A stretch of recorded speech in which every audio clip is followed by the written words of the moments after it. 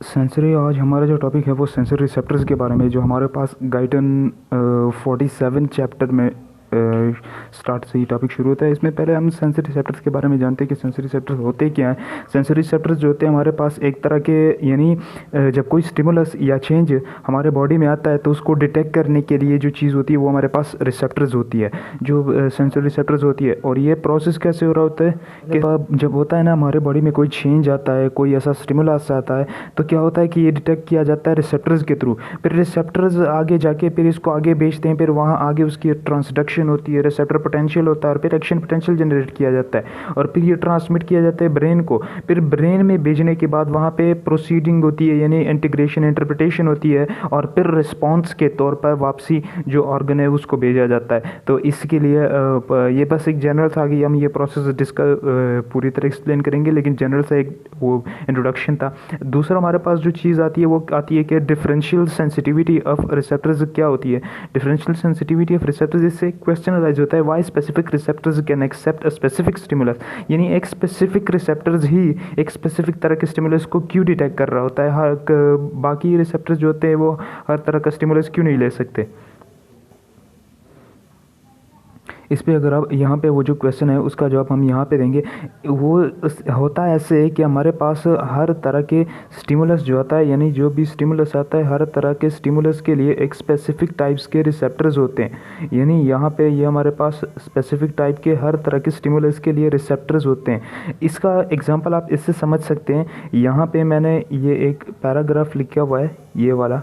इसमें क्या होता है, इसमें लिखा हुआ है कि मिसाल के तौर पर आप फैमिली, मिसाल के तौर पर आप हज से कोई आपका फैमिली मेम्बर आ रहा है, तो आप उसको एयरपोर्ट पर रिसीव करने जाते हो, तो आप कोई ऐसा, आप तो ऐसा तो नहीं करोगे कि अपने फैमिली मेम्बर को छोड़ के किसी दूसरे को पकड़ के ले आओगे, नहीं ना। तो होगा क्या कि आप जो होगे, आपने जैसे आपने उसको क्या किया, उसको रिसीव किया, फिर आप उसको घर लेके जाओगे। जैसे हमारे पास यहाँ पे है, यहाँ पे अगर आप देखें तो यहाँ पे मिसाल के तौर पर ये हमारे रिसेप्टर्स है, ये किस चीज़ को डिटेक्ट करते हैं, ये लाइट को डिटेक्ट करते हैं। तो इसके लिए जो लाइट आएगी वो क्या होगी, ये रिसेप्टर कहाँ पे मौजूद है, ये रोड्स एंड कोन्स आई में मौजूद होगी, तो वहाँ पे ये डिटेक्ट होगी। दूसरा हमारे पास अगर आप देखें यहाँ पे ये रिसेप्टर जो है ये पेन को डिटेक्ट करते हैं, तो जो स्टिमुलस आएगा वो इसको लेगा और फिर आगे इसकी प्रोसीडिंग होगी। तो इसी तरह से होता है ये, जैसे कि मैंने आपको बताया कि आप एयरपोर्ट से किसी दूसरे बंदे को तो नहीं लेके जाते ना, अपने ही बंदे को लेके जाते हैं। तो रिसेप्टर्स जो होते हैं, रिसेप्टर का काम भी कुछ इसी तरह से होता है कि वो एक स्पेसिफिक टाइप ऑफ रिसेप्टर्स होते हैं, एक स्पेसिफिक टाइप ऑफ स्टिमुलस को एक्सेप्ट करने के लिए जो, तो ये पूरा प्रोसेस है। तीसरी हमारे पास चीज़ ये है, हमारे पास तीसरी चीज़ ये है कि यहाँ पे अगर आप ये चीज़ देखें, ये वाली, इसमें लिखा हुआ एक लेबल लाइन मैकेनिज्म होता है, गाइटन में शो किया गया है। इसमें होता क्या है, मिसाल के तौर पर आप अपने जो है अपने वो पैसेंजर को क्या किया, रिसीव कर दिया अपने। अब अपने जिस आपको घर का एक रास्ता मालूम है, उस रास्ते पे आपने घर को जाना है, तो वो जो पाथवे है ना, वो यानी जो स्टिमुलस, यानी यहाँ पे लिखा हुआ है ना, ये क्वेश्चन के ऊपर है, यहाँ पे अगर आप देखें तो यहाँ पे लिखा हुआ है कि how receptors transmit this stimulus to.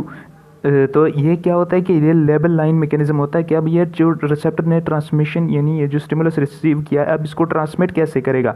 हर बंदे का अपने घर का पता होता है, उस घर के पते पे ही क्या होता है कि उस रास्ते पे ही अपने घर को जाता है। तो इसी तरह यहाँ पे भी है, एवरी रिसेप्टर्स, यहाँ पे अगर आप देखें ये वाला, इसको हम पढ़ते हैं, इसको देखते हैं क्या लिखा है इसमें लिखा है कि every receptors now his pathway through it transmit the signals to brain just like a pickup person now.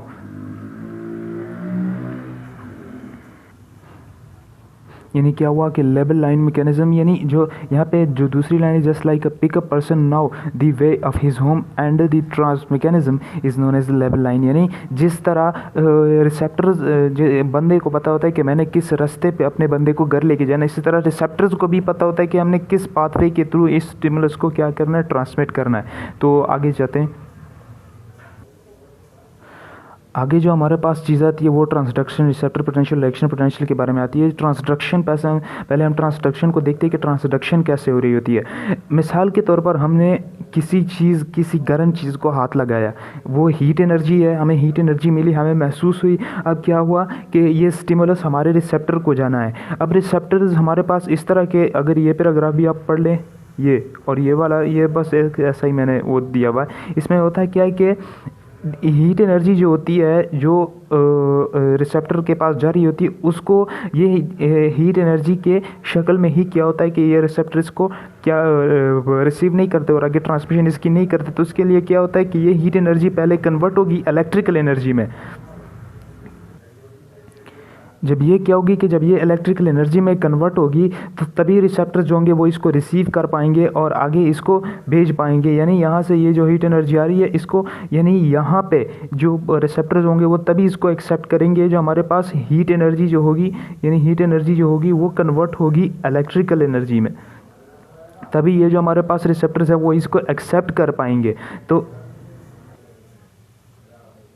तो यहाँ से ये जो हीट एनर्जी की इलेक्ट्रिकल एनर्जी में कन्वर्जन हुई और फिर रिसेप्टर ने इसको रिसीव किया, इस पूरे प्रोसेस को हम क्या बोलते हैं? इस पूरे प्रोसेस को हम ट्रांसडक्शन बोल रहे होते हैं। ठीक है, यहाँ तक हमारे पास ट्रांसडक्शन हो गया। अब हम आगे जाते हैं, आगे ये पूरा पैराग्राफ अगर आप पढ़ना चाहें तो इसको भी पढ़ सकते हैं, मैंने आपको समझा दिया, बाकी आप खुद पढ़ लीजिएगा। आगे अगर जाएँ, अब हम देखते हैं कि रिसेप्टर पोटेंशियल कैसे हो रहा होता है। रिसेप्टर पोटेंशियल इस तरह से हो रहा होता है कि रिसेप्टर ने अब जो ये इलेक्ट्रिकल एनर्जी क्या की है, इसने ये रिसीव की है। तो क्या होता है कि हमारे पास जो ये मेम्ब्रेन है, ये पूरी मेम्ब्रेन, ये मेम्ब्रेन जो है ये क्या होगी? ये स्ट्रेच होगी। स्ट्रेच होने की वजह से जब ये स्ट्रेच होगी तो यहाँ पे हमारे पास सोडियम चैनल्स मौजूद होंगे, वो सोडियम चैनल्स खुल जाएंगे और फिर ये सोडियम जो होगा वो अंदर आना स्टार्ट हो जाएगा और फिर जो हमारे पास रेस्टिंग मेम्ब्रेन पोटेंशियल होगा वो रिसेप्टर पोटेंशियल में चला जाएगा। और फिर ये आगे मैं इसको आपको रिसेप्टर पोटेंशियल ये मैंने आपको पूरा समझा दिया। बाकी अब हम आगे इसकी थोड़ी वो एक्सप्लेनेशन लिखी उससे समझ लेते हैं। यहाँ पे अगर हम देखें तो यहाँ पे अगर हम देखें थोड़ा सा, तो रिसेप्टर पोटेंशियल क्या होता है कि the receptor potential of the receptor membrane जो होती है वो बेसिकली पीएनएस की जो होती है -90 मिलीवोल्ट होती है। जब हमारे पास दूसरे पॉइंट में लिखा हुआ है कि जब हमारे पास इलेक्ट्रिकल एनर्जी आती है और फिर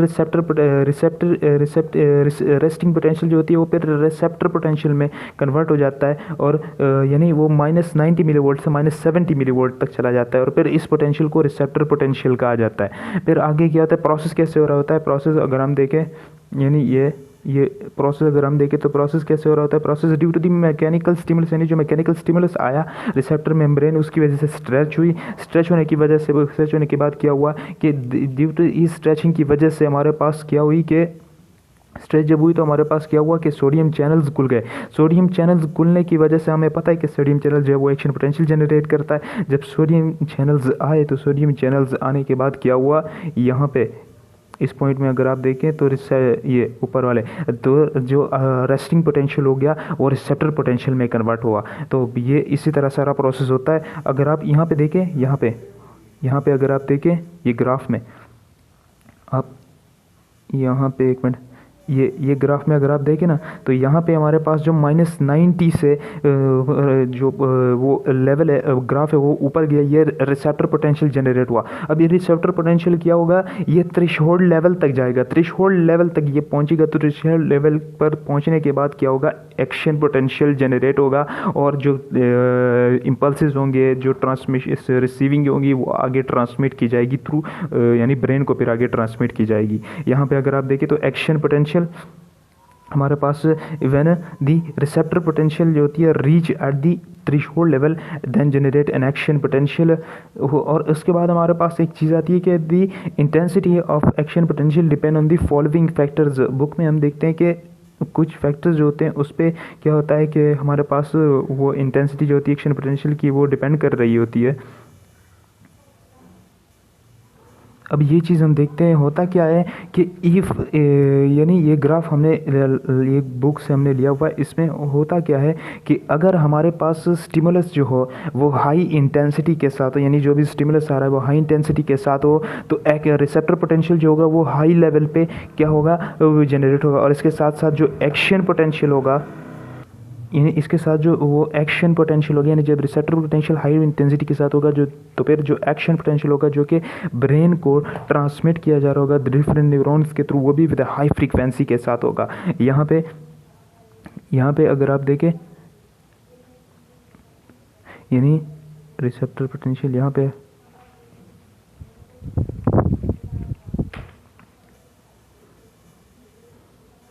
यानी यहाँ पे अगर आप देखें ना, तो ये पैराग्राफ में हमने लिखा हुआ ये वाला, इसमें अगर आप देखें ना तो इसमें क्या लिखा हुआ है, इट शोज़, यानी ये पैराग्राफ जो है, ये ग्राफ जो है, इसमें क्या होता है कि अगर हमारे पास जो स्टिमुलस है वो हाई इंटेंसिटी के साथ हो, यानी इंटेंसिटी उसकी हाई हो, तो क्या होगा कि जो हमारे पास जो एक्शन पोटेंशियल होगा वो भी, यानी इंटेंसिटी हाई हो तो एक्शन पोटेंशियल भी विद ज़्यादा फ्रीक्वेंसी के साथ वो क्या होगा कि हमारे पास जनरेट होगा एक्शन पोटेंशियल। यानी फ्रीक्वेंसी का मतलब उसकी नंबर ऑफ जो, जैसे कि हमने बताया कि number of cycles within a seconds, यानी receptor potential stimulus high intensity के साथ होगा तो रिसेप्टर पोटेंशियल भी हाई इंटेंसिटी के साथ होगा, और जब रिसेप्टर पोटेंशियल हाई इंटेंसिटी के साथ हो गया तो जो एक्शन पोटेंशियल जनरेट होने की जो तादाद है वो बढ़ेगी। यानी यहाँ पे मतलब ये है कि जो फ्रीक्वेंसीज है, फ्रीक्वेंसी का मतलब number of cycles within a second जो होगी वो बढ़ जाएगी। यहाँ पे अगर आप देखें ना, ये इस पर, ये यहाँ पे इस ग्राफ में, यानी रिसेप्टर पोटेंशियल ज़्यादा, स्टिमुलस ज़्यादा या रिसेप्टर पोटेंशियल जनरेट हुआ तो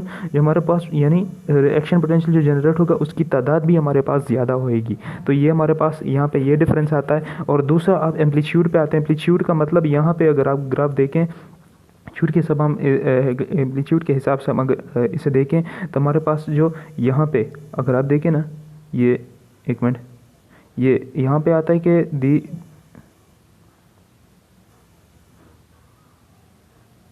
यहाँ पे अगर आप देखें ना तो एम्पलीट्यूड जो होता है हमारे पास, एम्पलीट्यूड यानी the difference between the mean and extreme position, difference between mean and extreme position इस ग्राफ से आप समझ सकते हैं। ये यहाँ पे, यानी ये हमारे पास एक ग्राफ हुआ तो इसके बीच में यहाँ से लेके यहाँ तक जो है ये हमारे पास मीन हो गया, और ये हमारे पास, यानी ये हमारे पास ऊपर वाला मीन हो गया, और ये हमारे पास क्या हुआ, एक्सट्रीम हुआ। तो ये हमारे पास मीन टू एक्सट्रीम डिफरेंस होता है। अब एम्पलीट्यूड के हिसाब से अगर हम देखें तो इसको हम आगे पेज से समझते हैं, उससे काफ़ी अच्छी तरह समझ आएगा। ये यहाँ पे अगर आप देखें ना तो यहाँ पे जो हमारे पास होता है, यानी अगर आप इस पैराग्राफ को देखें ना, ये वाले, इसमें लिखा हुआ है कि when apply a high compression to और stimulus with high strength then it increase the amplitude and decrease the action potential. यानी क्या होता क्या है कि अगर कोई जो कंप्रेशन जो है वो ज़्यादा कंप्रेशन की गई, यानी जो कंप्रेशन ज़्यादा होगी तो स्ट्रेंथ भी ज़्यादा होगी जो स्टिमुलस है, और उसके साथ साथ क्या होगा कि जो एम्पलीट्यूड होगा वो बढ़ जाएगा और एक्शन पोटेंशियल जो होगा वो डिक्रीज होगा। अब इसको हम समझते हैं कि ये होता कैसे। मिसाल के तौर पर हमारे पास ये ग्राफ है ना, यहाँ पे ये ग्राफ है हमारे पास बना हुआ है। इसमें होता क्या है कि पहले हमारे पास जो स्टिमुलस था वो वीक था, जो स्टिमुलस था ना वो पहले वीक होने की वजह से, हाँ, जो स्टिमुलस था वो वीक था, तो स्टिमुलस वीक होने की वजह से हमारे पास एक्शन पोटेंशियल जनरेट हुआ, लेकिन इतना इस तरह हो रहा होता है। इसमें क्या होता है कि यानी जब स्टिमुलस जो हो वो हाई इंटेंसिटी के साथ हो, उसमें वो इंटेंसिटी ज़्यादा हो, यहाँ पे स्ट्रेंथ की बात हो रही है, वहाँ पे इंटेंसिटी की बात हो रही थी, यहाँ पे अब स्ट्रेंथ की बात हो रही है। यानी जब ताकत ज़्यादा और इंटेंसिटी का मतलब जो इंटेंसिटी मतलब स्पीड ज़्यादा हो उसकी, तो उस वजह से होता है। अगर जो इंटेंसिटी ज़्यादा हो तो हमारे पास एक्शन पोटेंशियल जो होगा वो इस तरह से कुछ जनरेट होगा। यहाँ पे अगर हमने अब बता दिया इस तरह से जनरेट होगा, यानी एक्शन पोटेंशियल की तादाद जो होगी वो ज़्यादा होगी। और उसके बाद हमारे पास दूसरा जो है यहाँ एम्पलीट्यूड का हम समझते हैं कि एम्पलीट्यूड कैसे बढ़ता है। फिर जब स्टिमुलस जो होता है वो हाई स्ट्रेंथ, यानी स्ट्रेंथ उसकी ज़्यादा, पावर ताकत उसकी ज़्यादा, जो स्ट्रेंथ दबाने की होती है यानी वो ज़्यादा हो जाए, तो क्या होता है कि एक्शन पोटेंशियल पहले वीक था, पहले ऐसे जनरेट हो रहा था, इस तरह से एक्शन पोटेंशियल की तादाद ज़्यादा थी। अब क्या होगा जब एम्पलीट्यूड वो बढ़ेगा तो क्या होगा कि एक्शन पोटेंशियल एम्पलीट्यूड बढ़ जाएगा, यानी जब स्टिमुलस की पावर बढ़ेगी तो एम्पलीट्यूड जो होगा वो बढ़ जाएगा, और जो एक्शन पोटेंशियल यानी the difference between the mean to extreme position जो डिफरेंस है वो बढ़ जाएगा, और हमारे पास जो एक्शन पोटेंशियल की तादाद फ्रीक्वेंसी होगी वो कम हो जाएगी। फिर एक्शन पोटेंशियल की फ्रीक्वेंसी हमने बताया नंबर ऑफ साइकिल्स पर सेकेंड में जो होती है। तो इस तरह से सारा प्रोसेस हो रहा होता है। सो रिसेप्टर पोटेंशियल जो होता है वो डायरेक्टली प्रोपोर्शनल होता है एक्शन पोटेंशियल के। रिसेप्टर पोटेंशियल यानी एक्शन पोटेंशियल जो होता है डायरेक्टली रिसेप्टर पोटेंशियल के। अगर रिसेप्टर पोटेंशियल ज़्यादा होगा तो एक्शन पोटेंशियल भी ज़्यादा होगा। And strength of stimulus is directly proportional to the, यहाँ पे अगर आप देखें यहाँ पे ये वाला इसमें लिखा हुआ है कि स्ट्रेंथ ऑफ स्टिमुलस जो होती है वो directly proportional to the amplitude, यानी अगर स्ट्रेंथ जो होगा स्टिमुलस का वो ज़्यादा होगा तो हमारे पास जो एम्पलीट्यूड होगा वो भी हमारे पास ज़्यादा होगा। तो ये एम्पलीट्यूड का मतलब मीन टू एक्सट्रीम पोजीशन जो वैल्यू होती है। और यहाँ पे आखिरी जो हमारे पास एक चीज़ है, ये हमने कुछ रिसेप्टर्स आपके गाइटन में शो किए गए हैं, वहाँ से ये आप ले सकते हैं। यहाँ पे कुछ रिसेप्टर्स हैं हमारे पास। जो पहला है हमारे पास मैकेनो रिसेप्टर्स है जो कि कंप्रेशन, प्रेशर, वो ये चीज़ें क्या करती है वो डिटेक्ट कर रही होती है। स्किन टैक्टाइल सेंसिबिलिटीज़ जो होती है, स्ट्रेचबिलिटी, इक्विलिब्रियम एंड हेयरिंग, ये वगैरह क्या कर रही होती है, डिटेक्ट कर रही होती है। इसके अलावा ये डीप टिश्यूज़ सेंसिबिलिटीज़ होती हैं, पेनिसिलियन कॉर्पसल्स होती है, मसल्स एंडिंग होती है जो कि डीपली प्रेजेंट होती है वो, और हेयरिंग जो होती है इसमें से साथ साथ हमारे पास मसल स्पिंडल्स होती है जो आगे आप पढ़ेंगे भी यहाँ पे। यानी ये बाकी के कुछ रिसेप्टर्स है, थर्मो रिसेप्टर्स हमारे पास, यानी मसल स्पिंडल गल्जी टेंडन्स जो हो गए उसको आप वो कर सकते हैं। उसके अलावा हमारे पास जो हेयरिंग वाले, यानी ये वाले हेयरिंग वाले हो गए। इसके साथ साथ हमारे पास जो बाकी के थर्मो रिसेप्टर्स जो हो गए, यानी थर्मो जो कि कोल्ड टेम्परेचर को टेम्परेचर डिटेक्शन के लिए होते हैं। इसके साथ साथ हमारे पास जो नोकाई रिसेप्टर्स हो गए जो पेन डिटेक्शन करते हैं। इसके साथ साथ हमारे पास बाकी के इलेक्ट्रोमैग्नेटिक हो गए जो कि डिटेक्ट करते हैं विजन को। रॉड्स और कोन्स में ये रिसेप्टर्स मौजूद होते हैं। कीमो रिसेप्टर्स होते हैं जो कि टेस्ट को डिटेक्ट कर रहे होते हैं। Receptors of taste buds smell होते हैं और डिटेक्ट करते हैं रिसेप्टर्स ऑफ ओल्फैक्टरी एपिथेलियम को। और इसके अलावा आर्टरियल, ये सारी चीज़ें गाइडन में काफ़ी अच्छी तरह से वहाँ से। और ये टेबल याद ज़रूर कीजिएगा, कभी कभार वाइवा में पूछ लेते हैं रिसेप्टर्स के बारे में कि कौन से रिसेप्टर्स कहाँ पे होते हैं और इनकी डिटेक्शन फंक्शंस क्या होती है। तो ये टॉपिक एंड हुआ। शुक्रिया।